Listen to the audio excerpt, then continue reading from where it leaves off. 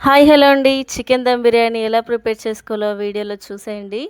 ఇలా స్టిక్కీగా చాలా బాగుంటుందండి బిర్యానీ. రైస్ కొంచెం కూడా విరగకుండా ఇలా పర్ఫెక్ట్‌గా రావాలంటే వీడియోలో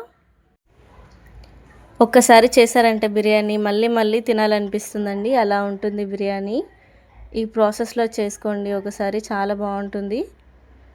ఫస్ట్ 2 గ్లాసుల సగం బియ్యాన్నయితే తీసుకొని చక్కగా 2 సార్లు వాష్ చేసుకొని అయితే పెట్టుకోవాలండి. 1 గంట సేపు పాటు నాననివ్వాలి. ఇలా 2 సార్లు వాష్ చేసుకొని పెట్టుకున్నాక 1 గంట సేపు నాననిస్తే సరిపోతుంది.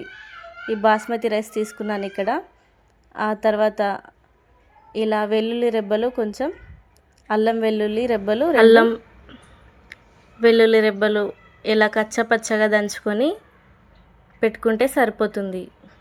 ఆ తర్వాత ఫ్రెష్గా కడుక్కున్న చికెన్ని తీసుకొని ఇలా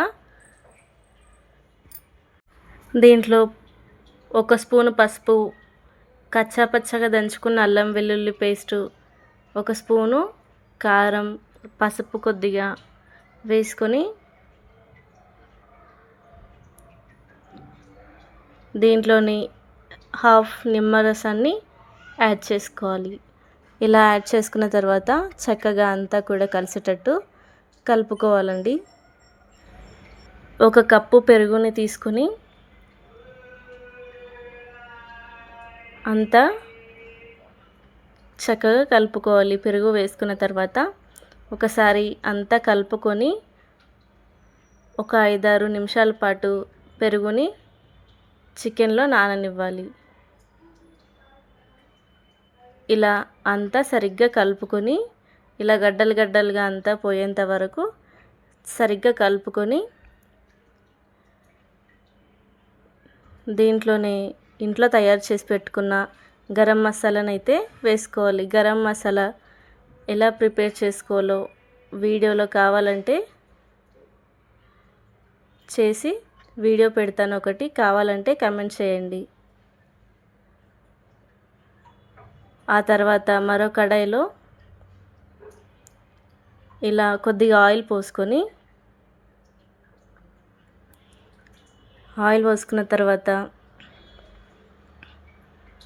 దీంట్లోనే సన్నగా తరుక్కున్న ఉల్లిపాయల్ని ఫ్రై చేసుకోవాలి. ఇలా 2 కప్పుల ఉల్లిపాయలను తీసుకున్నాను ఇక్కడ నేను.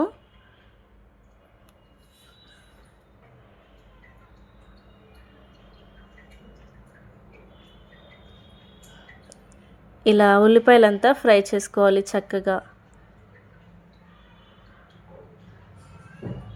ఈ రంగులోకి వచ్చిన దాకా ఫ్రై చేసుకొని ఉల్లిపాయలన్నీ కూడా పక్కకి తీసి పెట్టుకోవాలి.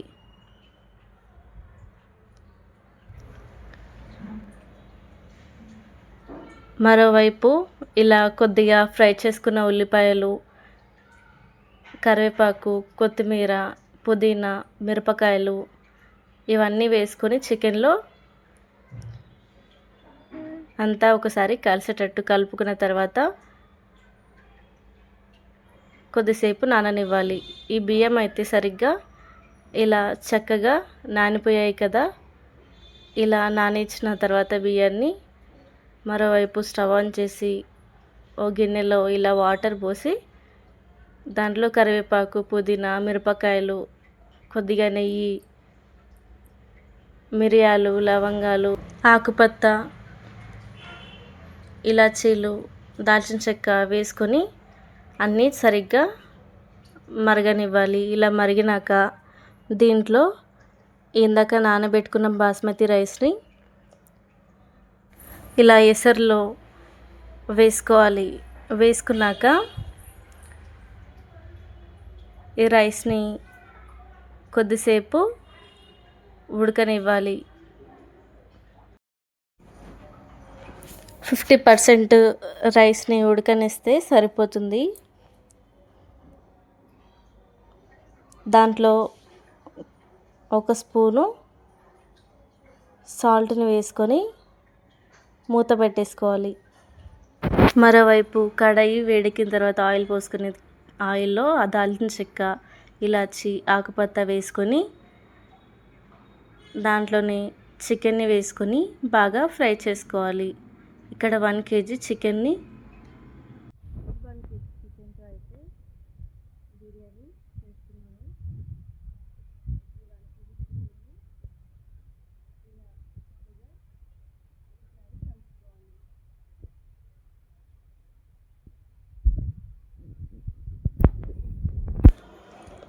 దీన్నంతా కూడా ఇలా చక్కగా ఫ్రై చేసుకొని ఇలా అయితే ఉడకనివ్వాలి. ఇలా ఉడకనిచ్చిన తర్వాత పక్కకి తీసుకొని మరోసారి రైస్ ఉడికిందో లేదో ఒకసారి చెక్ చేసుకోవాలి. ఇలా రైస్ అయితే 50% ఉడికిపోయింది. చూడండి, కొంచెం కూడా విరగకుండా ఎంత స్టిక్కీగా ఉందో రైస్.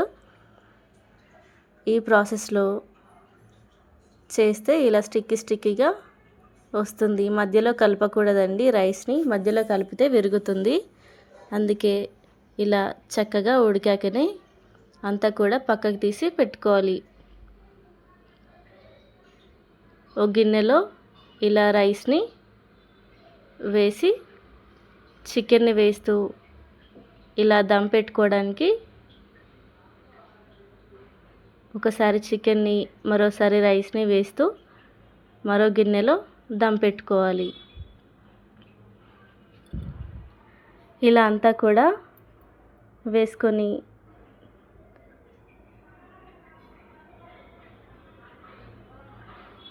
ఈ వీడియోలో చూపిస్తున్నట్టు చికెన్ని కొద్దిగా రైస్ని కొద్దిగా వేస్తూ ఇలా కలుపుకుంటూ దీంట్లోనే కొద్దిగా నెయ్యిని యాడ్ చేసుకొని, ఈ నెయ్యి ఫ్లేవర్ చాలా బాగుంటుంది, అందుకే నెయ్యిని యాడ్ చేస్తున్నాను. ఇలా నెయ్యి యాడ్ చేసుకున్నాక పైనుంచి ఉల్లిపాయలు చల్లుకోవాలండి. ఇలా ఉల్లిపాయలు చల్లుకున్నాక మూత పెట్టేసి, మూత పైన ఏదైనా బరువు పెట్టేసి 20 నిమిషాలు దమ్ పెట్టుకుంటే సరిపోతుంది. ఇలా దమ్ పెట్టుకున్నాక స్టిక్కీ బిర్యానీ రెడీ అయిపోయింది.